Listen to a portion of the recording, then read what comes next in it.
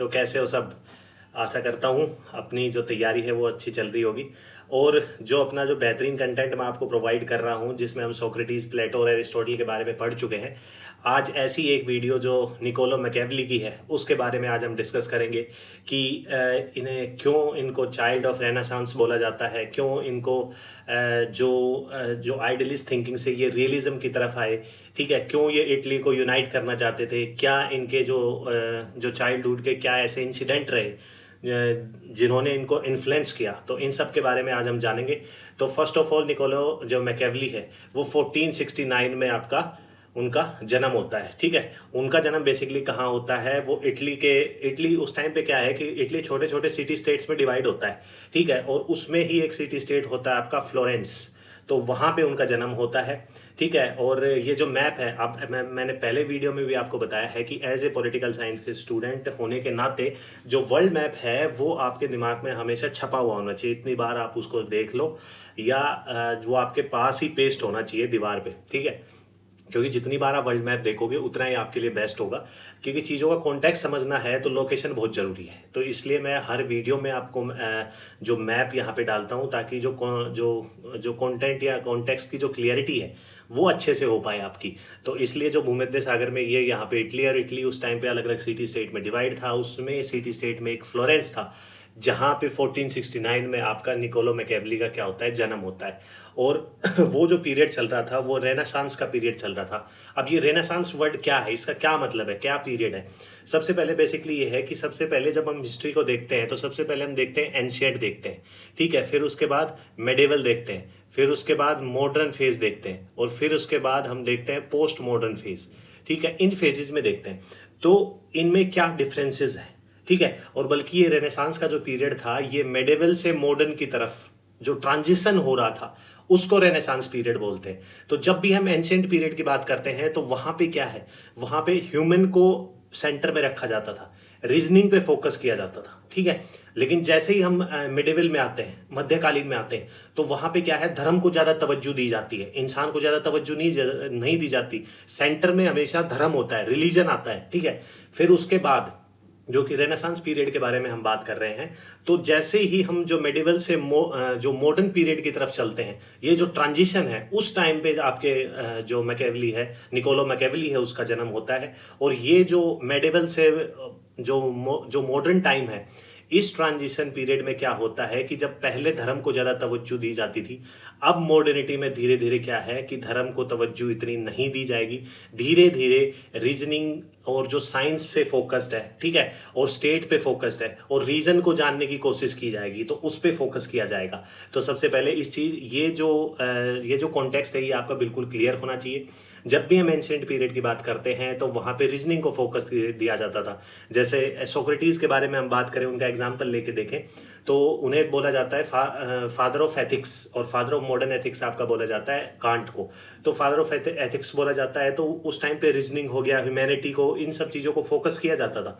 तो ancient period हो गया। उसके बाद धीरे धीरे जो मेडिवल पीरियड आता है उसमें धर्म को ज़्यादा तवज्जो दी जाने लगी उस टाइम पे, क्योंकि वेस्ट के बारे में बात कर रहे हैं हम, यूरोप वगैरह की बात कर रहे हैं, तो वहाँ पे चर्च स्पेसिफिक चीज़ें ज़्यादा होने लगी। जो स्टेट था, जो नेशन, जो सिटी स्टेट थे, वो चर्च के अंडर आने लग गए, क्योंकि चर्च को ज़्यादा, धर्म को ज़्यादा तवज्जो दी जाने लगी। तो इसलिए ही जो रेनेसांस का पीरियड है कि धर्म को धीरे धीरे जो स्टेट की जो पॉलिटिक्स है उससे अलग किया जाए। ठीक है, ये रेनेसांस का पीरियड है, ये मॉडर्न टाइम का पीरियड है जब आपका मैकियावेली जन्म लेते हैं। इनके पिता के बारे में थोड़ा सा जान लेते हैं। इनके जो पिता थे उनका नाम था बर्नार्डो डी निकोलो मैकियावेली। ठीक है, और वो एक लॉयर थे। बेसिकली ये चीज़ें बताने का सबसे बड़ा इम्पैक्ट यही होता है, फैमिली बैकग्राउंड बताने का, क्योंकि जो भी बच्चा है उसका जैसा फैमिली बैकग्राउंड होगा, जैसे उसके जो चाइल्डहुड एक्सपीरियंसेस रहे होंगे, उसके हिसाब से ही वो अपनी थिंकिंग डेवलप करता है। ठीक है, यहाँ भी हम देखेंगे, हमने एरिस्टोटल का भी देखा था कि उनका जो निकोमैकस, उनके फादर फिजिशियन थे, उस वजह से उनका ये जो इंटरेस्ट है वो बायोलॉजी में, साइंस में, इस तरफ वो टिल्टेड रहे थोड़ा बहुत, कि वो आइडिया और मैटर को मर्ज करने की कोशिश करते। ऐसे ही जैसे हम निकोलो मैकियावेली को पढ़ते हैं तो यहाँ भी हम देखेंगे कि कैसे उनके फादर के साथ उनके आर्गुमेंट होते हैं और कैसे इनके फादर एज ए लॉयर उनको समझाने की कोशिश करते हैं कि कानून क्या है, राज्य क्या है, कानून बनाता कौन है, कैसे लागू करता है। तो ये सब चीज़ें उनके फादर से वो सीखते हैं। और वो एक तो वेल ऑफ फैमिली से नहीं थे। जब भी हम प्लेटो एरिस्टोटल देखते हैं तो वो काफ़ी अच्छी फैमिली से आते हैं, लेकिन ये मिडिल क्लास फैमिली से आपका निकोलो मैकियावेली निकल के आते हैं। लेकिन इनके जो फादर थे वो लॉयर थे और वो एक लाइब्रेरी भी मेंटेन करते थे, जिसमें निकोलो के जो पढ़ने का जो इंटरेस्ट है जागता है, वो इस वजह से भी अर्ली चाइल्डहुड में ये है। और इनकी जो मदर का नाम था वो नेली था। तो एक जो चाइल्डहुड जो एक्सपीरियंस जो स्टोरी है उसके बारे में मैं आपको बता देता हूँ कि एक बार क्या होता है, एक प्याजा नाम का एक एक जगह होती है, एक चौराहा होता है, जहाँ पे क्या क्या जहाँ पे लोग इकट्ठे होते थे, डिस्कस करते थे। ठीक है, आज के टाइम पे जैसे एग्जांपल ले तो बेसिकली आप सीरिया वगैरह की न्यूज़ वगैरह देखते हैं, तो जिसमें आप देखते हैं कि किसी को सजा देनी होती है तो चौराहे पे ले जाके उसको बांध देते हैं, फिर पथराव करते हैं। वो उनका स्टाइल है पनिशमेंट का। लेकिन ऐसी एक लोकेशन थी, ठीक है, वहाँ पे निकोलो मैकियावेली अपने फादर के साथ जाते हैं, तो वहाँ किसी को फांसी दी जा रही थी। ठीक है, तो वो अब कोई छोटा बच्चा ऐसी कोई इंसिडेंट या ऐसा कोई दृश्य देखेगा तो उसके लिए तो भयावह होगा। लेकिन मैकियावेली क्या करते हैं, बड़े ही ध्यान से देखते हैं उस इंसिडेंट को कि यहाँ पे हो क्या रहा है अपने फादर के साथ। वो देखते हैं कि कैसे लोग जिसको फांसी दी जा रही है उसको एक एक ऊंचे स्थान पे चौराहे पे उसको घसीट के लेके आ रहे हैं। ठीक है, फिर उसको कैसे फांसी दी जा रही है, फिर उसको मार दिया जाता है।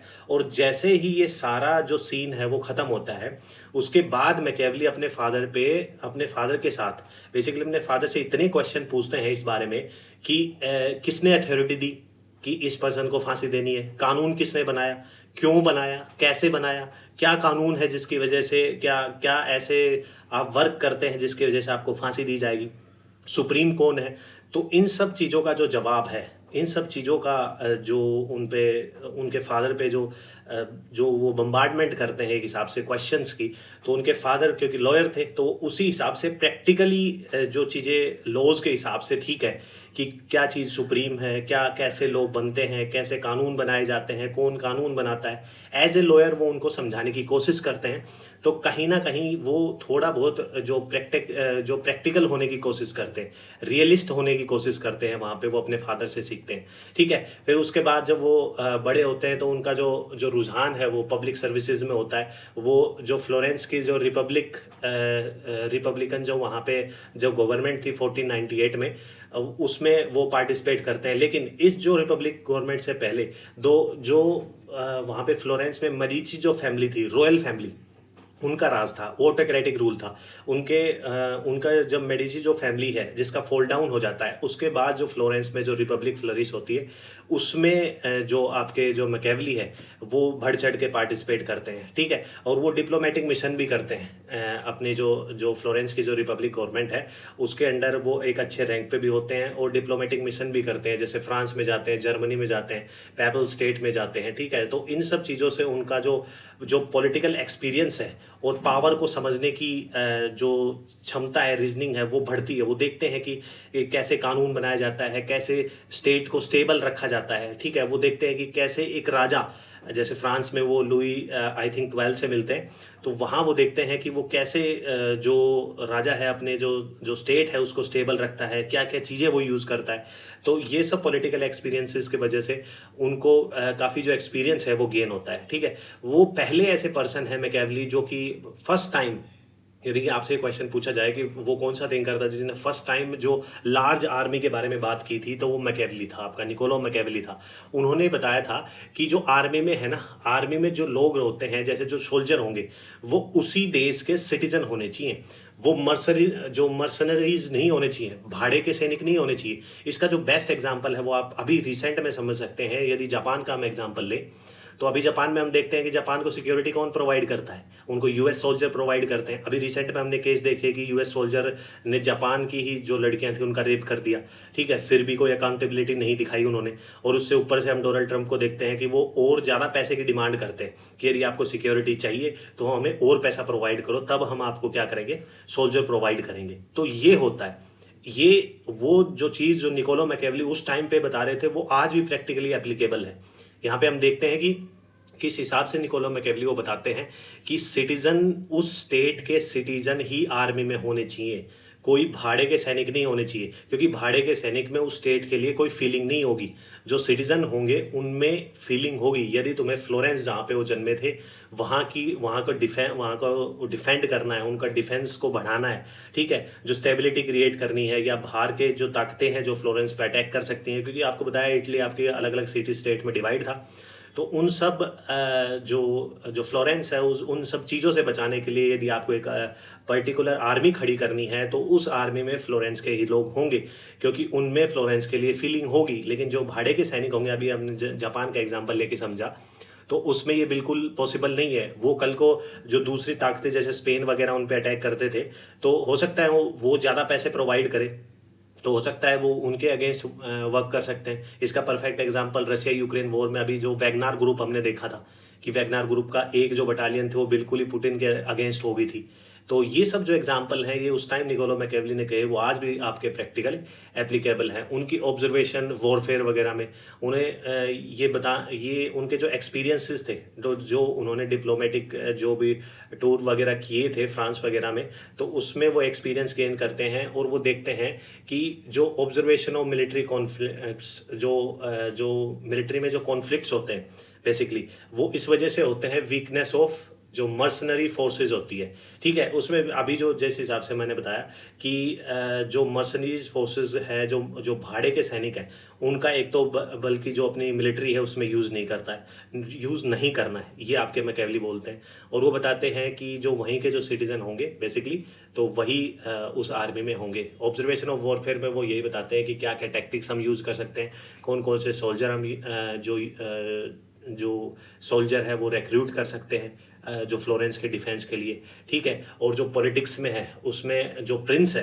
अभी हम आगे देखेंगे कि वो कैसे फोर्स का यूज़ कर सकता है पॉलिटिक्स में अपने जो स्टेट है उसको डिफेंड करने के लिए, ठीक है। और उनका देखते हैं कि जब क्या होता है, जो मेडिची जो फैमिली है, रॉयल फैमिली, उसके बाद वो डाउनफॉल होता है उनका, और उसके बाद वो क्या होते हैं, वहाँ पे जो फ्लोरेंस में रिपब्लिक गवर्नमेंट आती है। लेकिन उसी टाइम पे क्या होता है कि जो मेडिची फैमिली है वो वापस पावर में आ जाती है फ्लोरेंस में, और वो बताती है कि जो मैकियावेली है उन्होंने कॉन्स्पिरेसी षड्यंत्र रचा था मेडिची फैमिली के खिलाफ, तो इसलिए उनको अरेस्ट कर लिया जाता है। और किस लिए? क्योंकि उन्होंने एक षड्यंत्र रचा था फैमिली के खिलाफ, उनको डाउनफॉल करवाने के लिए या उनकी सत्ता गिराने के लिए, और उनको काफ़ी टॉर्चर किया जाता है, ठीक है। और ये जो बेसिकली निकोलो मैकियावेली के बारे में जो हमने जो बायोग्राफी, जो छोटी सी स्टेटमेंट और एक स्टोरी मैंने उनकी समझाई, उससे आप समझ गए होंगे कि उनकी लाइफ पे कैसे कैसे क्या क्या चीज़ें इम्पैक्ट पड़ी हैं, कैसे उनका जो करियर था उसमें क्या क्या एक्सपीरियंस उन्होंने गेन किए, कैसे उन्होंने जो फ्लोरेंस की रिपब्लिक गवर्नमेंट थी उसमें पार्टिसिपेट किया, कैसे उनको जो मेडिची जो रॉयल फैमिली थी वहाँ की डाउनफॉल के बाद दोबारा जब वो पावर में आती है तो कैसे उनको अरेस्ट कर लेती है। वो बताते हैं कि फर्स्ट टाइम आर्मी को कैसे यूज़ करना है, कौन कौन से पर्सन उसमें रिक्रूट करने हैं आपके, ठीक है, सोल्जर वगैरह, और कैसे जो फोर्स है वो पॉलिटिक्स में यूज़ किया जाएगा अपने स्टेट को स्टेबल रखने के लिए। कुछ इंपॉर्टेंट स्टेटमेंट है जो थिंकर ने मैकियावेली के लिए दी है। लास्की ने जो पहली स्टेटमेंट है वो दी है कि every thinker is a child of his time, ठीक है। जो आपके लास्की ने एक और स्टेटमेंट दी है कि जो मैकियावेली है वो एक ट्रू चाइल्ड है अपने रेनेसांस का। रेनेसांस का मतलब मैंने बताया था कि एक ट्रांजिशन फेज है, मेडिवल जो थॉट प्रोसेस थी उससे मॉडर्निटी की तरफ ये एक ट्रांजिशन फेज है, जहाँ पे धर्म को तवज्जो ना देके अब धीरे धीरे दोबारा स्टेट की पावर को और स्टेट और चर्च को अलग अलग किया जाता है, ठीक है। और अलग अलग करने की जो मुहिम है वो आपके मैकियावेली स्टार्ट करते हैं, ठीक है। और मैकियावेली को कुछ हद तक क्रिटिसाइज भी करते हैं समाइन, क्योंकि उनके जो वो बताते हैं कि जो मैकियावेली के जो थॉट है वो क्रिटिसिज्म हम लास्ट में देखेंगे कि मैकियावेली के जो थॉट है वो नैरोली डेटेड है एंड लोकेटेड है, वो आपके समाइन बोलते हैं। और इनको आपको जो मैंने इतनी स्टोरी बताई है उससे आपको पता चल गया होगा कि इनको फादर ऑफ यूरोपियन सेक्युलरिज्म बोला जाता है। सेक्युलरिज्म क्यों बोला जाता है? क्योंकि इन्होंने क्या किया था कि वहाँ पे क्या था, फ्लोरेंस, वहाँ पे इटली में फ्लोरेंस था, तो वहाँ पे क्या है, चर्च सिस्टम था, चर्च सिस्टम के अंडर सिटी स्टेट आता था। तो इसने ये कहा कि वहाँ पे करप्शन ज़्यादा है, और जो करप्शन है वो फ्यूडल लॉर्ड्स की वजह से है और चर्च की वजह से है। तो बेसिकली जो स्टेट की जो पॉलिटिक्स है और जो स्टेट है उसको बिल्कुल चर्च से अलग करना पड़ेगा, ठीक है। तो उन्होंने धर्म को पॉलिटिक्स से अलग किया था, तो इसलिए उनको क्या बोला जाता है, यूरोपियन सेक्युलरिज्म, उनको फादर ऑफ यूरोपियन सेक्युलरिज्म बोला जाता है।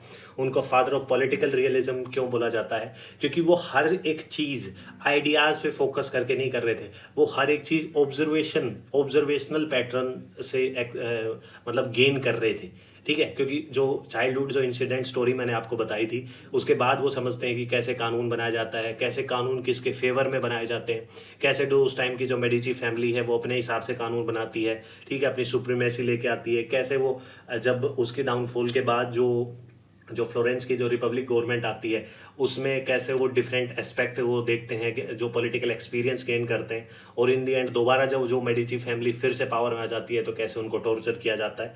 तो ये जो भी उनकी जो राइटिंग है, बुक्स है, उसमें हम देखेंगे कि वो हमेशा इस चीज़ पे फोकस करते थे कि आज के टाइम पे क्या है, व्हाट इज़, जो रियलिस्ट थिंकर है वो सोचते हैं, वो यही बताते हैं कि आज क्या है, व्हाट इज। जैसे आइडलिस्ट हमने प्लेटो को देखा था, तो प्लेटो ने कहा था कि व्हाट ओ टू बी, क्या होना चाहिए। वो एल्गोरी केव का कॉन्सेप्ट देते थे, वो बताते थे कि एजुकेशन सिस्टम ऐसा होना चाहिए, वो बताते थे कि थ्योरी ऑफ कम्युनिज्म स्टेट में ऐसी होनी चाहिए। बल्कि यहाँ पे मैकेवली, निकोलो मैकेवली बताते हैं कि वो पॉलिटिकल रियलिज्म, रियलिस्टिक जो बात करते हैं कि अभी के लिए क्या ज़रूरत है, ठीक है। तो इसलिए उनको फादर ऑफ पॉलिटिकल रियलिज्म भी बोला जाता है। उनके जो इंपॉर्टेंट वर्क है जिसमें सबसे टॉप पे आता है, क्योंकि जब भी मैंने आपको बुक्स या इंपॉर्टेंट वर्क बताए हैं, मैंने आपको एक स्टेटमेंट बताई होगी कि किसी भी पॉलिटिकल थिंकर का यदि हम जो वर्क है वो देखेंगे, वो सीक्वेंस से ही देखेंगे, क्योंकि काफ़ी बार आपसे क्वेश्चन ये पूछे जाते हैं कि किसी भी पॉलिटिकल थिंकर का जो वर्क है या बुक्स हैं उनको सीक्वेंस से अरेंज कीजिए। या आपने यूजीसी नेट में भी देखा होगा, या फिर जो पीजीटी या फिर आपका जो असिस्टेंट प्रोफेसर के एग्जाम होते हैं उसमें भी काफ़ी बार ऐसे क्वेश्चन पूछे गए हैं। तो जब भी आप नोट डाउन करें तो मैं भी आपको ये जो नोट्स हैं या इनका स्क्रीनशॉट आप ले सकते हैं, और इनकी जो वर्क्स हैं वो मैं सीक्वेंस से ही आपको करवाता हूँ, ठीक है। और इसके अलावा मैं आपको एक चीज़ और बता दूं कि हर टॉपिक के बाद 100 से 150 क्वेश्चन मैं आपके जो टेलीग्राम चैनल है वहाँ पे पोस्ट करता हूँ, तो वहाँ जाके क्विज फॉर्म में वो आप जाके अटेम्प्ट कर सकते हैं, और उसके आंसर भी मैं आपको प्रोवाइड करता हूँ। डिस्क्रिप्शन बॉक्स में आपको टेलीग्राम का चैनल का लिंक मिल जाएगा, वो भी आप ज्वाइन कर सकते हैं। खैर, अपना जो वर्क है उस पर स्टार्ट करते हैं कि जो पहला जो वर्क है, जो प्रिंस के बारे में वो बताते हैं कि प्रिंस बेसिकली ये बताया जाता है कि ये जो वर्क उन्होंने लिखा था वो मेडिची फैमिली का फेवर गेन करने के लिए लिखा था। उन्होंने ये मान लिया था कि जो जो जो डाउनफॉल हुआ था मेडिची फैमिली का, वो एक षड्यंत्र था किसका, निकोलो मैकेवली का। लेकिन उसका जो फेवर है, उसके बाद उनको टॉर्चर किया जाता है, जेल वेल में डाल दिया जाता है। बेसिकली यही बताया जाता है कि ये जो वर्क है वो फेवर गेन करने के लिए लिखा गया था। बट इस जो वर्क में खैर हम देखते हैं कि ये जो वर्क है ये आपका रिटर्न हुआ था 1513 में, लेकिन जो पब्लिश्ड हुआ था उनके मरने के बाद हुआ था 1532 में। और इस जो इम्पोर्टेंट वर्क में है वो बताते हैं कि जो प्रिंस है, जो राजा है, जो नया जो रूलर है, वो कैसे मेंटेन करेगा पावर को और कैसे कंट्रोल करेगा ओवर देयर स्टेट्स, ठीक है। और कैसे उस पावर का यूज़ करके जो अपना जो स्टेट है जिसको वो रूल करता है उसको कैसे वो कंट्रोल करेगा। इस चीज़ के बारे में प्रिंस की कुछ गाइडेंस हैं, उसको वो देते हैं। और जो करेक्टर है प्रिंस के वो भी हम आगे देखेंगे, जिनको वो प्रोवाइड करते हैं। वो बताते हैं कि वो एडवोकेट करते हैं प्रैग्मेटिक, प्रैक्टिकल, इसीलिए उनको फादर ऑफ पॉलिटिकल रियलिज्म बोला जाता है कि वो प्रैक्टिकल चीज़ों की फोकस करते हैं, प्रैग्मेटिक अप्रोच के बारे में बात करते हैं। वो बात करते हैं रूथलेस स्ट्रेटजीज इन गवर्नेंस, कि कैसे भी यदि आपको अपना स्टेट जो है वो स्टेबल बनाना है, तो जैसे हम कौटिल्य के देखते हैं शाम दाम दंड भेद, कि स्टेट को यदि सिक्योर करना है तो कुछ भी करो, शाम दाम दंड भेद कुछ भी लगाओ, लेकिन स्टेट तुम्हारा स्टेबल रहना चाहिए, स्टेट को डिफेंड करना है हर एक हालत में। तो वो बताते हैं कि रूथलेस स्ट्रेटेजीज इन गवर्नेंस के बारे में बात करते हैं, ठीक है। और मैकेवली इंट्रोड्यूस करते हैं आपका क्या, फॉर्चून के बारे में वो बात करते हैं। बेसिकली ये स्टेटमेंट भी देते हैं कि फॉर्चून जो लक है, यदि वो राजा जो प्रिंस है उसके अगेंस्ट है, मान लो तो गुड लक बैड लक आपके हाथ में थोड़ी है। लेकिन मैकेवली बताते हैं कि यदि आपका बैड लक चल रहा है और उसके बाद भी राजा अपने बैड लक को बहुत ही साहस और करेज के साथ उसके सामने खड़ा होता है और उस टाइम पे डील करता है, तो यदि कोई सिचुएशन बुरी भी है बैड लक की वजह से, उस सिचुएशन को भी अपने फेवर में कर लेगा। और जो फॉर्चून है उसको वो कंपेयर करते हैं औरत की तरह, कि वो बताते हैं कि जो आपका लक है वो एक औरत की तरह है। जब लास्ट में हम स्टेटमेंट देखेंगे हर बार की तरह, हर जो पॉलिटिकल थिंकर की जो स्टेटमेंट है हम लास्ट में देखते हैं कि उनकी क्या क्या उन्होंने फेमस स्टेटमेंट दी हैं, उसमें भी वो बताते हैं कि फॉर्चून एक औरत की तरह है जो हमेशा आपके अंडर रहना चाहिए, ठीक है। आप कंप्लीटली कंट्रोल तो नहीं कर सकते, लेकिन यदि बैड लक, बैड फॉर्चून है आपका, तो बेसिकली आप ये है कि आप उस सिचुएशन को डटकर और करेज के साथ, ठीक है, साहस के साथ उसको डिफेंड करें, उसके सामने खड़े हो। तो जो बैड लक की वजह से जो सिचुएशन जो खराब चल रही है उसको भी आप अपने फेवर में कर सकते हैं। वो बताते हैं कि एंड जस्टिफाई द मीन्स, ठीक है, वो इसको मतलब बढ़ावा देते हैं, प्रमोट करते हैं, एंड जस्टिफाई द मीन्स। इसका मतलब क्या है? इसका मतलब यही है कि जब भगवान श्री कृष्ण कहते हैं कि तू कर्म कर, फल की इच्छा मत कर, लेकिन मैकेवली कहता है कि मैं तो फल की इच्छा करूंगा पहले, कर्म करने से पहले मैं तो देखूंगा कि भाई जो फल है वो कैसा मिलेगा, कर्म कुछ हो ना हो, फल अच्छा मिलना चाहिए, मैकेवली ये कहता है। ठीक है, इसीलिए मैकेवली को कुछ हद तक है वो गांधी जी भी क्रिटिसाइज करते हैं। वो ये कहते हैं कि मान के चलो कि आपको कुछ अचीव करना है, आपके कुछ गोल्स हैं लाइफ में, ठीक है, तो वो एक प्रोसेस के थ्रू ही आप अचीव करेंगे, कोई शॉर्टकट के थ्रू थोड़ी अचीव कर लेंगे। अभी आप ये बोलोगे कि मुझे अचीव करना है, कुछ अचीव करना है, तो उसकी प्रोसेस यदि प्योर होगी, ठीक है, यदि उसकी प्रोसेस प्योर होगी तो जो रिजल्ट है ना वो भी प्योर ही मिलेगा आपको। यदि प्रोसेस आपकी प्योर नहीं है तो रिजल्ट भी आपका प्योर नहीं मिल सकता। लेकिन यहाँ पे मैकेवली कहते हैं कि मुझे प्रोसेस से मतलब नहीं है, मुझे मतलब है कि अंत भला तो सब भला, कि भले ही तुमने कितने पहले कांड किए हों, लेकिन यदि एंड अच्छा है आपका तो आपका क्या है, सही है। तो एंड जस्टिफाई द मीन्स, ये आपका क्या कहते हैं, मैकेवली कहते हैं कि प्रिंस बुक में बेसिकली ये डिफाइन करते हैं। ये भी क्वेश्चन आपसे बन सकता है कि प्रिंस में एंड जस्टिफाई मीन्स के बारे में कौन से अपने वर्क में वो डिफाइन करते हैं।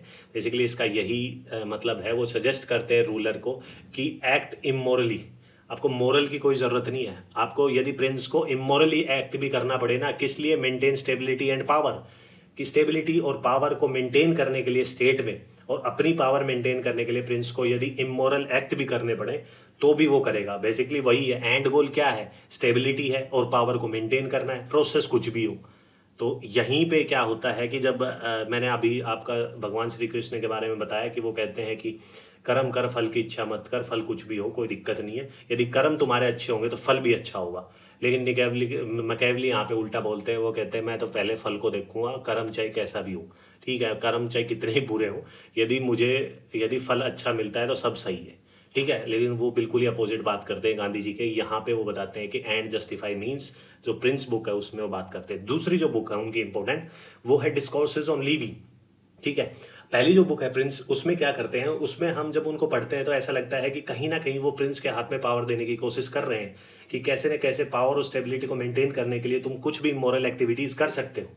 लेकिन यहाँ पे जो दूसरा वर्क है उनका, डिस्कोर्सेज ऑन लिवी, ये जो वर्ड है, ठीक है, ये वर्ड कहाँ से आया, ये एक रोमन हिस्टोरियन था लिवियस, वहाँ से जो आप ये जो लेते हैं उससे इन्फ्लुएंस होके आपके जो निकोलो मैकेवली हैं वो ये वर्ड लेते हैं और इसका पूरा नाम इस वर्क का रखते हैं, डिस्कोर्सेज ऑन लिवी।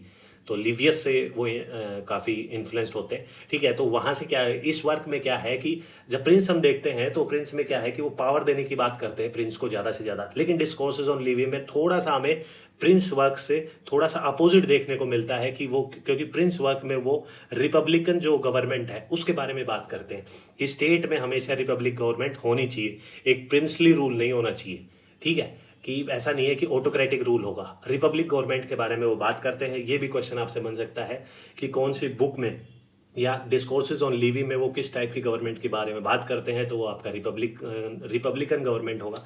लेकिन साथ के साथ वो प्रिंस में ये भी बताने की कोशिश करते हैं बुक में कि यदि आपकी रिपब्लिकन गवर्नमेंट है और वहाँ पे प्रिंस है और उसका ऐसा लगता है कि यदि स्टेट में जो इंस्टेबिलिटी क्रिएट हो रही है तो उस इंस्टेबिलिटी को सिक्योर करने के लिए, इंस्टेबिलिटी को स्टेबिलिटी की तरफ ले जाने के लिए वो कुछ टाइम तक ऑटोक्रेटिक रूल भी लगा सकता है, ठीक है। ये बात वो प्रिंस में बोलता है कि ऑटोक्रेटिक रूल आप कुछ टाइम तक लगा सकते हो, इमोरल एक्टिविटीज कर सकते हो, लेकिन जैसे ही आपकी जो इंस्टेबिलिटी है स्टेबिलिटी की तरफ चली जाती है तो दोबारा से आप क्या करो, रिपब्लिक गवर्नमेंट अपनी लागू कर दो। वहां पे ऐसा नहीं है कि ऑटोक्रेटिक रूल ही आप लगाए रखो, रिपब्लिक गवर्नमेंट आप दोबारा से लागू कर दो। बेसिकली समझने वाली बात यही है कि डिस्कोर्सेज ऑन लिवी में वो बेसिकली रिपब्लिकन गवर्नमेंट के बारे में ज्यादा तवज्जो देते हैं, ठीक है।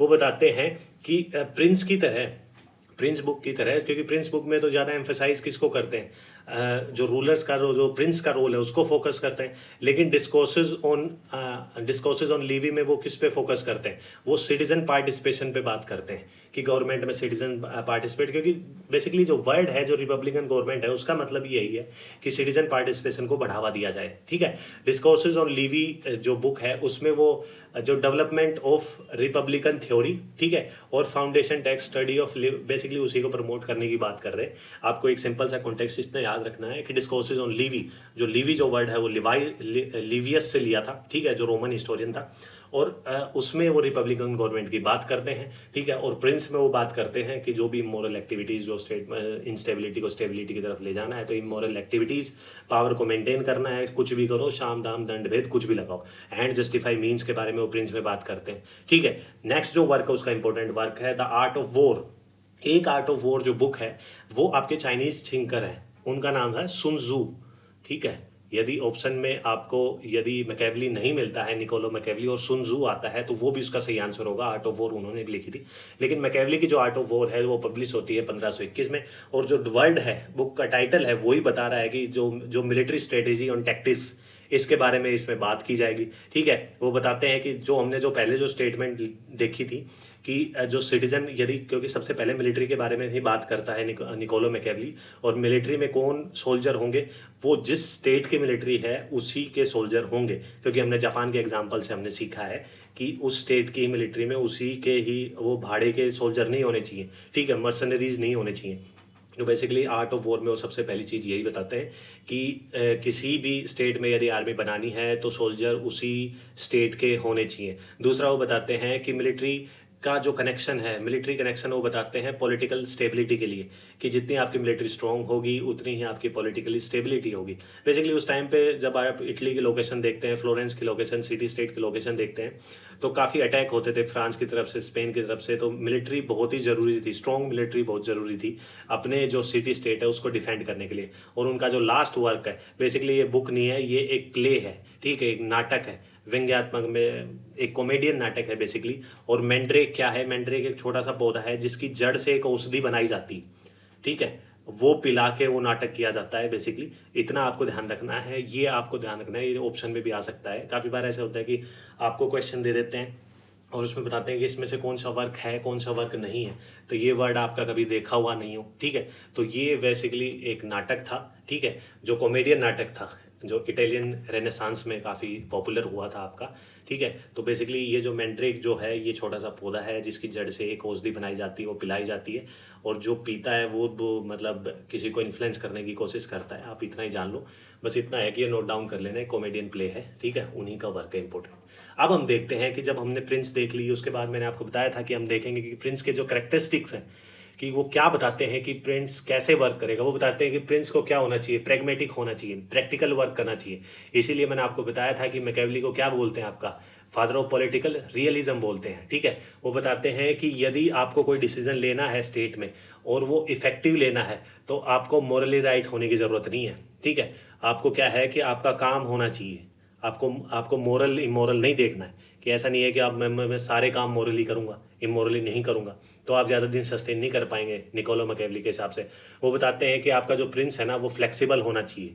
किस हिसाब से फ्लेक्सिबल होना चाहिए, कि उसकी जो स्ट्रेटजीज है ना वो सिचुएशन के हिसाब से चेंजेस होने चाहिए। उसे यदि मेंटेन पावर एंड स्टेबिलिटी अपने स्टेट में मेंटेन करनी है, अपनी पावर मेंटेन रखनी है, तो उसको फ्लेक्सिबल होना चाहिए। फ्लेक्सिबल किस हिसाब से, कि जैसा टाइम होगा उसी हिसाब से जो अपनी पॉलिसीज़ को अपना स्विच करना पड़ेगा। ठीक है, फिर वो बताते हैं कि प्रिंस कैसा होना चाहिए, देखिए लोमड़ी की तरह चालाक होना चाहिए, ठीक है, और शेर की तरह बहादुर होना चाहिए। ऐसा नहीं है कि जो किंग है, जो आपका प्रिंस है, सॉरी प्रिंस में ऐसा नहीं है कि सिर्फ जो करेक्टरिस्टिक हैं वो लोमड़ी की हो या फिर वो लॉयन के करेक्टरिस्टिक हो, क्योंकि दोनों का कॉम्बिनेशन बहुत ज़रूरी है। मैकेवली बताते हैं कि दोनों के जो करेक्टरिस्टिक हैं वो प्रिंस में होने चाहिए, क्योंकि जब भी आप पे कोई भी षड्यंत्र या कुछ भी किया जाएगा तो उसमें क्या है कि भांपने की जो शक्ति है वो आपकी लोमड़ी में है, और जो उसके अगेंस्ट जो डिसीजन लेना है ब्रेवरी के साथ, वो आपके करेक्टर आपके किससे, लॉयन से आएंगे। तो बेसिकली वो बताते हैं कि कॉम्बिनेशन होना चाहिए फोक्स एंड लॉयन का, प्रिंस का। ठीक है, वो बताते हैं कि जो प्रिंस है ना वो जो पब्लिक इमेज को हमेशा मेंटेन करके रखे, अपनी जो स्टेट की जो पब्लिक है उसके अंदर जो इमेज है उसको बनाए रखे।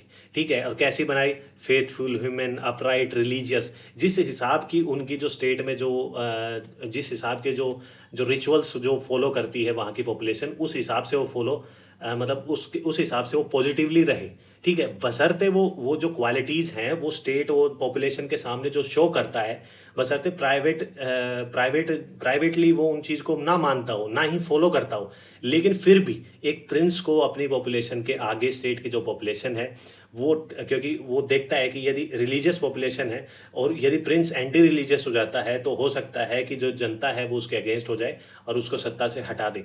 तो इसलिए प्राइवेटली यदि आप कोई चीज़ फॉलो नहीं कर रहे मत करो, लेकिन जब आप पॉपुलेशन में आते हो अपनी इमेज को आपको मेंटेन करना पड़ेगा। ये करेक्टर बताते हैं प्रिंस को मैकियावेली, ठीक है। वो बताते हैं कि प्रिंस जो है ना, उसकी क्लियर अंडरस्टैंडिंग होनी चाहिए ह्यूमन नेचर की, और रिकॉग्नाइज करना चाहिए, उसको पता होना चाहिए कि आदमी क्या है, आदमी का नेचर क्या है। आदमी का नेचर है सेल्फिश है, ठीक है, वो ग्रीडी है आदमी। ये करेक्टरिस्टिक उसको पता होना चाहिए कि राज्य में जो लोग रहते हैं उनके जो करेक्टर है वो कैसा है, वो सेल्फिश है, वो ग्रीडी है। इसलिए मैकियावेली एक स्टेटमेंट देते हैं कि आदमी एक बार अपने पिता की डेथ भी भूल सकता है, लेकिन अपनी जो प्राइवेट प्रॉपर्टी उसने खोई है वो नहीं भूल सकता, ठीक है। जो प्रॉपर्टी है उसके बारे में नहीं भूल सकता। तो ये जो स्टेटमेंट आपके मैकियावेली देता है, तो इस स्टेटमेंट से हमें पता लगता है कि मैकियावेली बताते हैं कि स्टेट में जो पॉपुलेशन है, जो लोग रह रहे हैं, वो कैसे हैं, वो सेल्फिश है, वो ग्रीडी हैं, ठीक है। तो उसके उनको उनको वो जो करेक्टरिस्टिक है अपनी पॉपुलेशन का, वो प्रिंस के दिमाग में हमेशा होना चाहिए, हमेशा प्रिंस के दिमाग में होना चाहिए कि कैसे उनको टैकल करना है। उसके बाद वो बताते हैं कि प्रिंस को क्या है, जो लक का जो रोल है उसको आपको क्या करना चाहिए। बेसिकली मैंने पहले ही बताया था कि यदि मान के चलो यदि प्रिंस का बैड लक चल रहा है, तो ऐसा नहीं है कि उस टाइम पे जो सिचुएशन उसके अगेंस्ट चल रही है, यदि वो उन सिचुएशन के बिल्कुल खड़ा हो जाता है ब्रेवरी के साथ, करेज के साथ, ठीक है, तो वो जो बुरी सिचुएशन है उसके खिलाफ है वो भी अपने फेवर में कर लेगा। बेसिकली ये करेक्टरिस्टिक वो बताने की बात कर रहा है। अब हम देखेंगे कि प्रिंस, इतनी सब चीज़ें हमने देख ली, ठीक है। अब हम देखेंगे कि ऐसे क्या रीज़न थे जिसकी वजह से जो मैकियावेली था, निकोलो मैकियावेली था, वो ये सब चीज़ें करने के लिए मजबूर हो गया कि वो अपनी जो बुक्स हैं, प्रिंस हो गया, आपका डिस्कोर्सेज ऑन लीवी हो गया, आर्ट ऑफ वॉर हो गया, करेक्टर बताता है प्रिंस को क्या करना चाहिए, क्या नहीं करना चाहिए, स्टेट में कैसी गवर्नमेंट होनी चाहिए, कब होनी चाहिए, ऑटोक्रेटिक रूल कब लगाना चाहिए। तो ये सब चीज़ें वो बता क्यों रहे हैं, ठीक है। बेसिकली सबसे पहले देखते हैं कि वो सबसे पहले दुखी होते हैं कि जो इटली है वो फ्रेगमेंटेड थी उस टाइम पे। फ्रेगमेंटेड कैसे, कि जो इटली मैंने आपको बताया था शुरू में कि वो एक सिटी स्टेट्स में डिवाइड होती है अलग अलग, ठीक है। जैसे फ्लोरेंस हो गया जहाँ पे वो जन्मे थे, वेनिस हो गया, मिलान हो गया, पैपल स्टेट हो गया, और आपका किंगडम ऑफ नेपल्स हो गया। तो इन सब में अलग अलग डिवाइडेड थी। तो वो चाहते थे कि इटली को मैं यूनाइट करूं, ठीक है। दूसरा वो देखते हैं कि फॉरेन इन्वेजन, जिसकी वजह से कहाँ है, जो फ्रांस है, स्पेन है, होली रोमन एम्पायर है, ये सब जो एम्पायर है ये उन पे अटैक करते रहते थे। इस वजह से वहाँ पे क्या थी, इंस्टेबिलिटी थी इटली में अलग अलग, क्योंकि एक तो वो अलग अलग सिटी स्टेट्स में डिवाइड थे, ठीक है, एक दूसरे से कोई ज़्यादा मतलब था नहीं। तो यदि यूनाइट होते तो इन सब के अगेंस्ट वो अच्छे से अपनी जो कंट्री, यदि यूनाइट होती इटली तो इन सब के अगेंस्ट अपने आप को डिफेंड कर पाते। तो इस वजह से वो काफ़ी हताश थे या इन्फ्लुएंस थे कि मुझे ऐसा क्या करना चाहिए कि मैं इटली को यूनाइट कर पाऊँ। फिर वो बताते हैं कि उस टाइम पे क्या क्या चल रहा था, rise and fall of rulers. जब हम देखते हैं कि इनिशियल स्टेज पे हम देखते हैं कि जो मेडिची फैमिली होती है उसका फॉल हो जाता है, फिर वहाँ पे फ्लोरेंस है जो रिपब्लिकन गवर्नमेंट आती है, फिर उसका भी फॉल हो जाता है, फिर मेडिची फैमिली फिर से आ जाती है, उनको पकड़ लेती है और वो जेल वगैरह में डाल देती है, ठीक है। फिर वो देखते हैं पॉलिटिकल करप्शन के बारे में जब भी हम बात करते हैं तो मैकियावेली बताता है कि वहाँ पे क्या है, करप्शन बहुत ज़्यादा है, क्योंकि फ्लोरेंस के बारे में बात करते हैं, इटली के बारे में बात करते हैं वो, तो वो बताते हैं करप्शन बहुत ज़्यादा है। करप्शन की वजह वो बताते हैं फ्यूडल जो लॉर्ड हैं वो हैं, और आपका चर्च है, क्योंकि चर्च के अंडर सब कुछ आता था। क्योंकि जब मेडिवल के बारे में जब हम बात करते हैं तो धर्म को ज़्यादा तवज्जो दी जाती थी। यहाँ पे समझने वाली बात है कि यदि आपसे पूछा जाए क्या मैकियावेली धर्म के अगेंस्ट थे, नहीं, वो धर्म के अगेंस्ट नहीं थे, वो रिलीजन के अगेंस्ट नहीं थे, वो थे चर्च के अगेंस्ट। ये स्टेटमेंट बहुत इंपॉर्टेंट है मैकियावेली, निकोलो मैकियावेली की जो ये स्टेटमेंट है ये बहुत इंपॉर्टेंट है कि वो धर्म के जो रिलीजन है उसके खिलाफ नहीं थे, वो चर्च के जो वर्क थे, वो जिस हिसाब से चर्च वर्क कर रहा था, सेल्फिश वे में वर्क कर रहा था, वो एक स्टेट को, सिटी स्टेट की जो पॉलिटिक्स है उसको इस हिसाब से इन्फ्लुएंस कर रहा था कि जो पॉलिटिक्स है वो वीक हो रही थी, जो वो ना ही वो मिलिट्री थी, ना ही वहाँ पे क्या था जो स्टेबल गवर्नमेंट थी, जो जो बाहर की ताकतें थी वो भी उन पे अटैक कर देती थी। लेकिन चर्च चर्च इतना पावरफुल था उस टाइम पे कि वो देखते हैं कि यही करप्शन का मेन कारण है।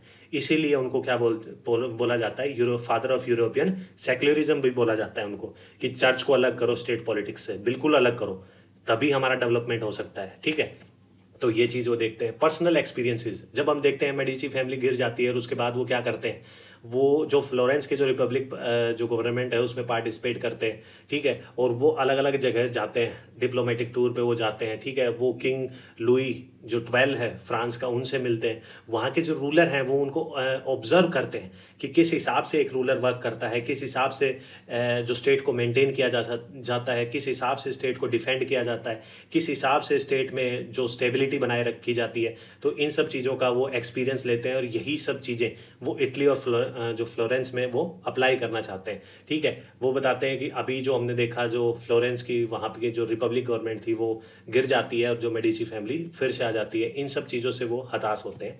तो इस वजह से वो अपने आइडियाज़ देते हैं, अपनी बुक्स में भी वो रिफ्लेक्ट करते हैं कि किस हिसाब से हम इटली को रीयूनाइट करेंगे, क्या क्या चीज़ें हैं, कौन रीयूनाइट करेगा, प्रिंस करेगा, प्रिंस के करेक्टर क्या होंगे, प्रिंस किस हिसाब से वर्क करेगा, प्रिंस किस हिसाब से पावर और स्टेबिलिटी को मेंटेन करेगा, ये सब चीज़ें वो देते हैं। ठीक है, फेमस कोट्स देख लेते, जो फेमस स्टेटमेंट है मैकियावेली की, वो देख लेते हैं। एक तो हमने बताया था कि एंड जस्टिफाई द मीन्स, कि अंत भला तो सब भला, ये आपका मैकियावेली बोलते हैं। लेकिन ये स्टेटमेंट जब हम गांधी जी को देखते हैं तो वो ये नहीं बोलते कि अंत भला तो सब भला, वो बोलते हैं कि जो प्रोसेस है किसी भी गोल को अचीव करने की, जो प्रोसेस है वो प्रोसेस भी प्योर होनी चाहिए, तभी आपका रिजल्ट भी प्योर निकल के आएगा। ठीक है, फिर तो और ये कौन सी बुक में उन्होंने दी थी ये स्टेटमेंट आपकी, द प्रिंस में। क्योंकि प्रिंस में क्या है कि ऑटोक्रेटिक रूल लगाने की बातें करते हैं वो, प्रिंस को सब कुछ बताते हैं कि प्रिंस इमोरल भी एक्ट कर सकता है, कैसे भी कुछ भी कर सकता है। दूसरा है कि वो बताते हैं कि it is better to be feared than loved. ठीक है, डर ज़्यादा ज़रूरी है प्यार के बजाय, यदि इन दोनों में से कोई भी नहीं है तो। ठीक है, तीसरी स्टेटमेंट में वो बताते हैं कि आदमी जो प्रिंस है ना, प्रिंस में दोनों टाइप के करेक्टर होने चाहिए, अकेले फोक्स या लॉयन के करेक्टर नहीं होने चाहिए, कि ऐसा नहीं है कि प्रिंस में सिर्फ ही लॉयन के करेक्टर हैं या सिर्फ ही फोक्स के करेक्टर हैं। ठीक है, वो कहते हैं कि दोनों का कॉम्बिनेशन होना चाहिए, तभी जो षड्यंत्र जो राजा के खिलाफ होगा वो उसको समझ पाएगा फोक्स की तरह, और मतलब महसूस कर पाएगा, और शेर की तरह वो उनके अगेंस्ट खड़ा होकर उसको अपने आप को डिफेंड करेगा।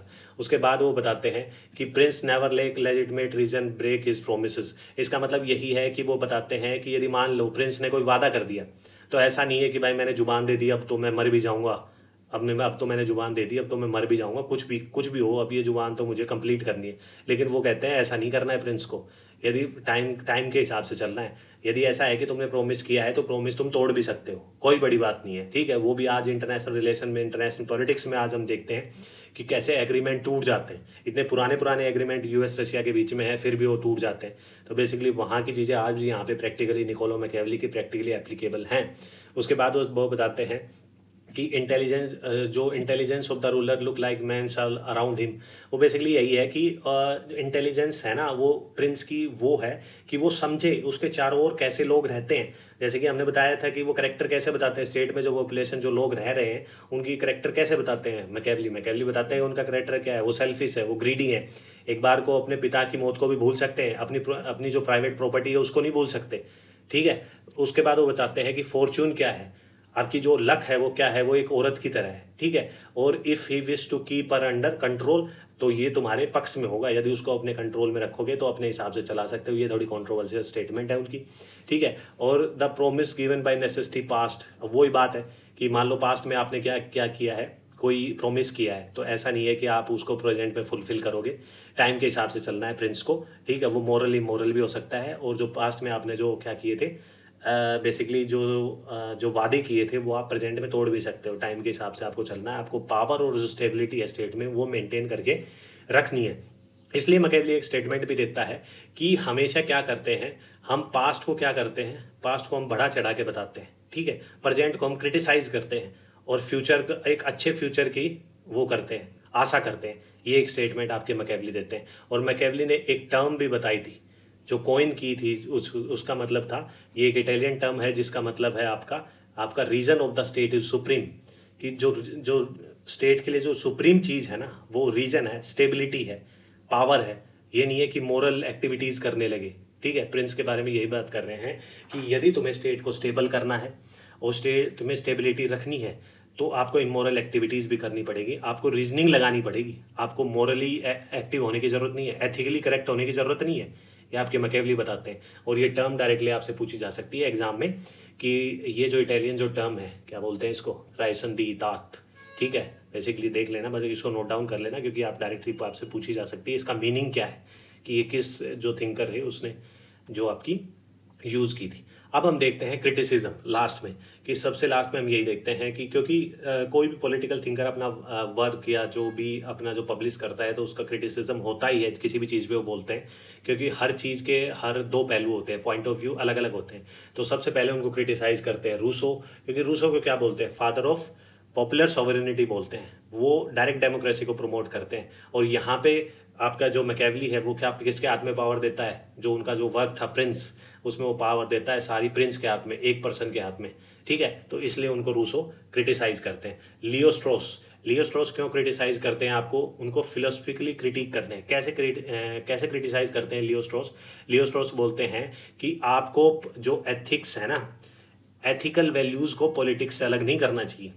लेकिन मैकियावेली ने क्या किया था कि एथिक्स को पॉलिटिक्स से अलग कर दिया था, आपका जो जो धर्म है उसको आपका उससे अलग कर दिया था, जो स्टेट पॉलिटिक्स थी। बेसिकली यही है कि लियो स्ट्रॉस ऐसे ही क्रिटिसाइज करते हैं मैकियावेली को कि आपको ये नहीं करना चाहिए था, कि जो पॉलिटिक्स से जो एथिकल वैल्यूज़ है ना वो नहीं निकालनी चाहिए थी। क्योंकि मैकियावेली आपका बोलता है कि प्रिंस क्या है, एथिकली भी वर्क कर सकता है, अनएथिकली वर्क कर सकता है, बस क्या है कि नीड फुलफिल होनी चाहिए, कौटिल्य की तरह शाम दाम दंड भेद यूज़ करो।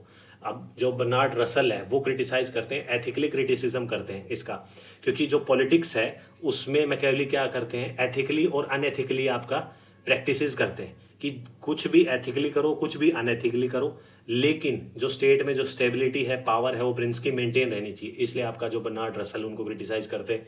इसाक बर्लिन ये उनको क्रिटिसाइज करते हैं लिबर्टी के हिसाब से। क्यों? क्योंकि लिबर्टी वो प्रोवाइड नहीं करते। जब उनका प्रिंस वर्क देखते हैं, हाँ डिस्कोर्सेज ऑन लिविंग में जब हम बात करते हैं तो वो रिपब्लिक गवर्नमेंट की बात करते हैं, लेकिन जो उनका जो वर्क है द प्रिंस, उसमें बोलते हैं कि वो सीधा सीधा बोलते हैं कि एंड जस्टिफाई द मीन्स। वो बोलते हैं कि आप कुछ भी करो लेकिन पावर और जो स्टेबिलिटी वो मेंटेन होनी चाहिए, और इस हिसाब से जो पावर है वो किसके हाथ में होनी चाहिए, वो आपके प्रिंस के हाथ में होनी चाहिए। तो इसलिए यहाँ पे आपके जो बर्लिन है वो कहते हैं तो लिबर्टी कहाँ है, आपने ऐसी जो पावर है अपने प्रिंस को दे दी है, फिर लिबर्टी कहाँ है। तो ये अपना जो कॉन्सेप्ट था मैकियावेली का कंप्लीट, आशा करता हूँ आपको मैकियावेली अच्छे से समझ में आ गया होगा, क्या उनके वर्क थे, क्या उन्होंने स्टेटमेंट दी है, किस हिसाब से वो स्टेट को अंडरस्टैंड करते थे, किस हिसाब से वो प्रिंस को जो करेक्टर है वो बताते हैं, क्या उनके चाइल्डहुड के इंसिडेंट रहते हैं। एक स्टोरी भी मैंने आपको बताई थी, उससे भी आप समझ गए होंगे कि क्यों उनको फादर ऑफ यूरोपियन सेक्युलरिज्म बोला जाता है, क्यों उनको फादर ऑफ पॉलिटिकल रियलिज्म बोला जाता है, और क्यों उन्होंने जो आर्मी की बात की थी, क्यों उन्होंने आर्मी के करेक्टरिस्टिक बताए थे, कैसे प्रिंस आर्मी का यूज़ करेगा। तो ये सब सारी चीज़ें आपको समझ में आ गई होंगी, आशा करता हूँ। और जो भी आपके साथी तैयारी कर रहे हैं, ऐसे ही कंटेंट आपको अच्छे अच्छे मिलते रहेंगे। चैनल पे नए हैं तो सब्सक्राइब करें, ठीक है। और बेसिकली मैं आपको यही बता दूँ कि नॉलेज का मतलब होता है शेयरिंग, तो ज़्यादा से ज़्यादा लोगों के आप ये शेयर कर सकते हैं यदि आपको ये कंटेंट और इन्फॉर्मेशन अच्छी लगती है तो, ठीक है। अपने एग्जाम की तैयारी करते रहें। All the very best, thank you.